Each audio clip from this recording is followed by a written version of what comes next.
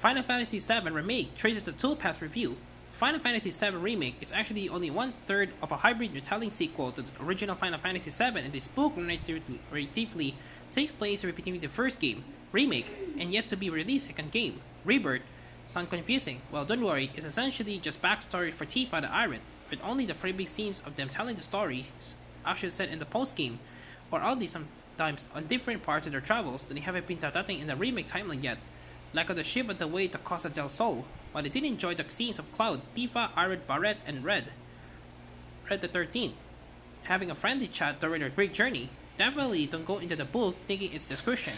Mentioned it being set after Remake will actually have an impact on the games. Traces of Tifa covers everything we know about Tifa's past, but in great detail. Her time as a child in the sleepy town of Nibelheim, her crush on Cloud, how she got out of some frustration by training in hand-to-hand combat with Sangan, and even touching on the big incident involving Cloud and Saphira and Nibelheim. Drawing the actual event itself isn't covered. That's for Rebirth to do. How she landed the job as guide, despite being a teenager, and how she ended up in Midgard after the fact are. We hear of the painful recovery for her wounds and how it left her with a massive medical bill and a place in the Midgard slums as she tried to desperately and pay it off. And most importantly, and most interestingly, how she went Barret and ended up joining Avalanche with him. The bit was fun, and unlikely to ever be tackled in the games. It made sense to do it here if anywhere. Traces of Ari on the other hand, I feel was quite weak, but then the big part of Ari's backstory involves characters like Zack and big yet to be covered in Remake events surrounding him. So in order to avoid that, she focuses on briefly instead of her and her mother's escape from Shinra, and is most of the time talking about living with her adopted mother, Elmira, how nice it was, with the exception of having to hide her powers for a while. Great detail is given to Elmira's father-in-law's business, giving her lots of money, but her family using it to help the slums, not unlike, well, every other rich person in the Final Fantasy VII universe. There was something interesting drama involving Elmira's husband and Arid's powers, but it's nothing, surprisingly. And frankly, it can be quite dull. You can tell author Kazuhige Nojima's hands were tied with what we could cover in the book with this one.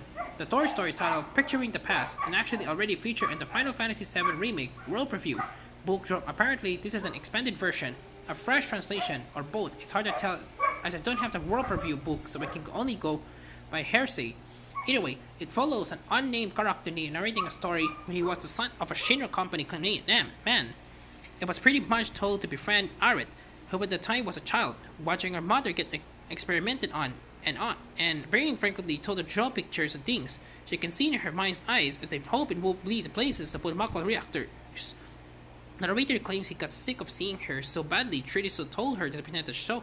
She saw a town called Midel that he had a magazine picture because it's known to cause Mako poisoning to local residents.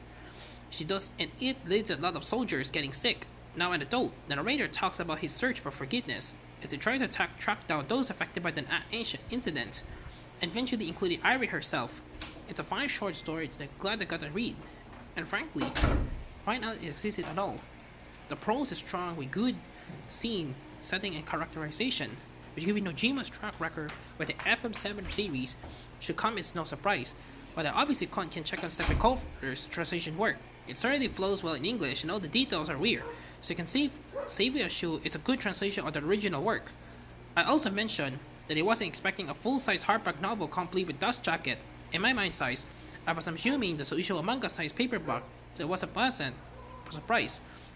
So overall, it's safe to say that any fans of the Final Fantasy VII universe will get enjoyed out of this book, especially traces of Tifa and the scenes set in between the flashbacks. Plus, the bonus reprinted short story is strong too.